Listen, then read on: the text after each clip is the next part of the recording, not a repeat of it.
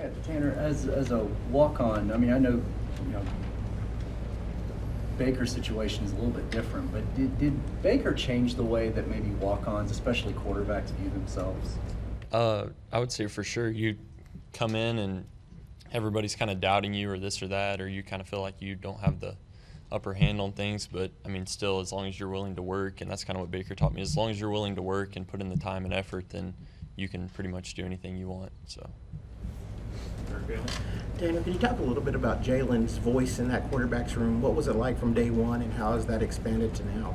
Yeah, I mean, I've been in there with Baker and Kyler, and so I've been in there with some great leaders, and then Jalen came in, and he's been just pretty much picking up where they left off, and we're all in there, learning together, and he's learning the system, and I've been in there for a while, and Mordecai's in there with us, and so, I mean, we're all just kind of helping each other out and trying to keep growing each and every day.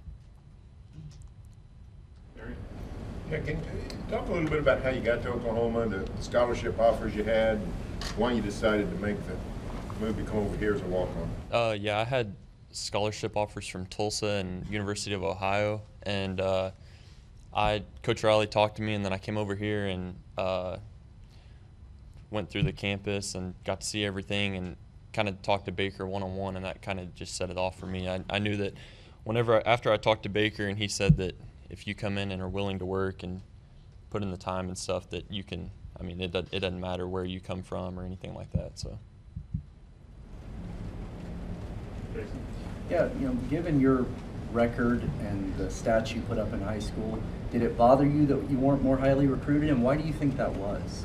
I mean, I don't know. I guess it's because I'm from a smaller high school, and people would say that we didn't play against teams that were of, I don't know, I guess you could say as high of competition. But I mean, I don't know. I mean, I'm thankful that I'm here. So.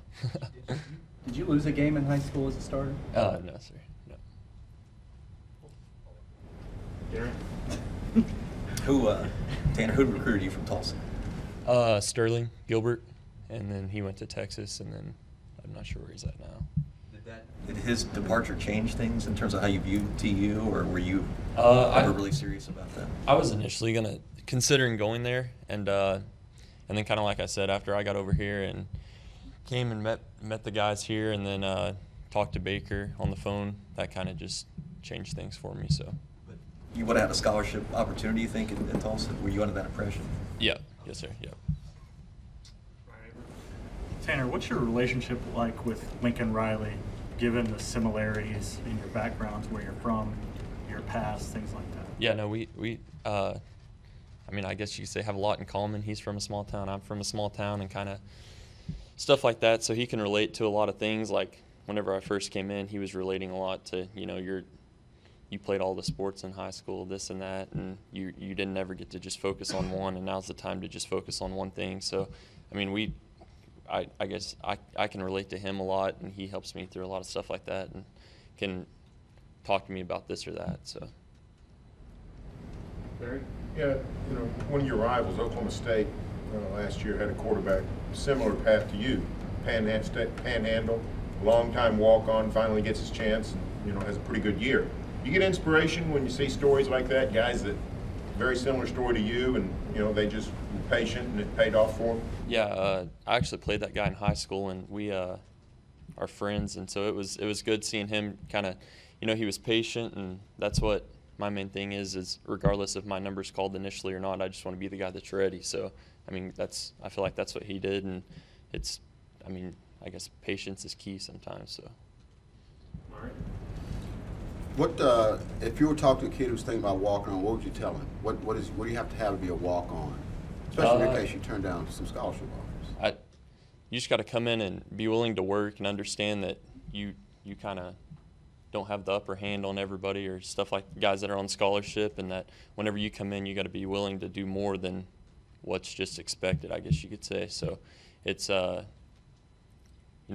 want to be consistent, but then at the same time you want to be willing to do more and outwork others, or be the guy that's always known for doing right or stuff like that. So. Is it something? Because quarterbacks transfer now. If they don't see a path to playing early, a lot of times they transfer. Is there something extra you have to have that other guys don't as a walk-on?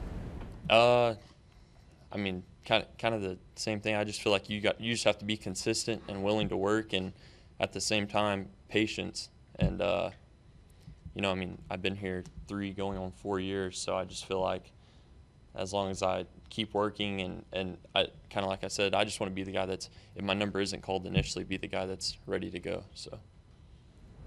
Terry? I was wondering if you could talk about, you know, being in that quarterback room. It's something Lincoln talks a lot about. Is there kind of, I don't know, an understanding, or does Lincoln talk to you about that? Like, no matter what goes on the field, whether you have a bad day or a good day, that you have to make that a good room to be in? Yeah, that's kind of what he's talked to us about lately. Is it's eventually the plays and this and that'll come. We just got to go out every day and be leaders and make sure that we're going out there every day to get better and get the guys around us better. And every day in the meeting room, it's like you go in there and there's always something new to learn. And so it doesn't matter if we've gone over this same thing multiple times. We just got to go in there and act like it's a brand new day and it's something that we're learning again. So.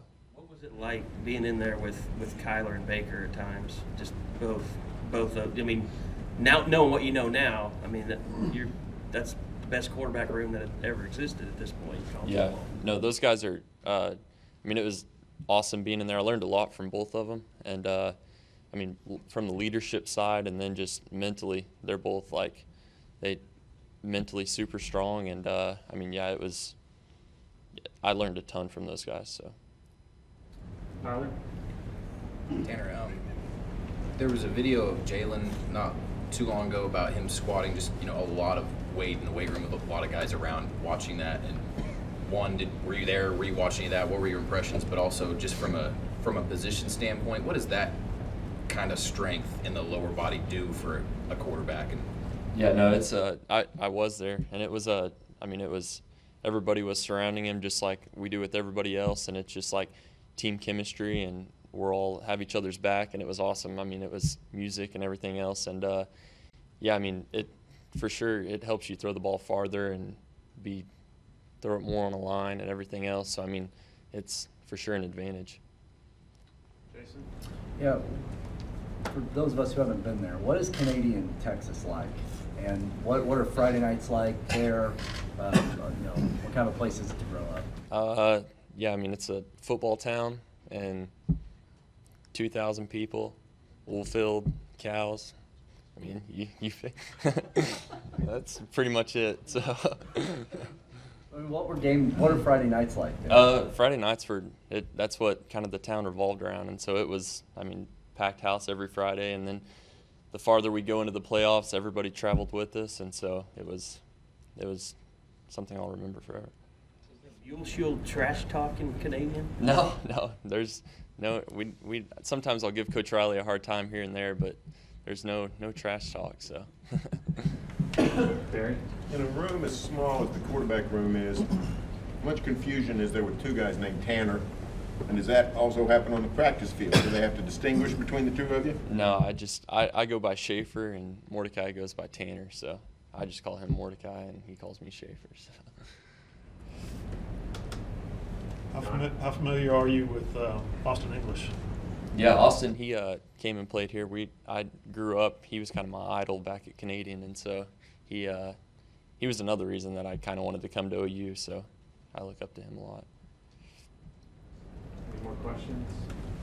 All right, thanks, Tanner. Thank you. You've been listening to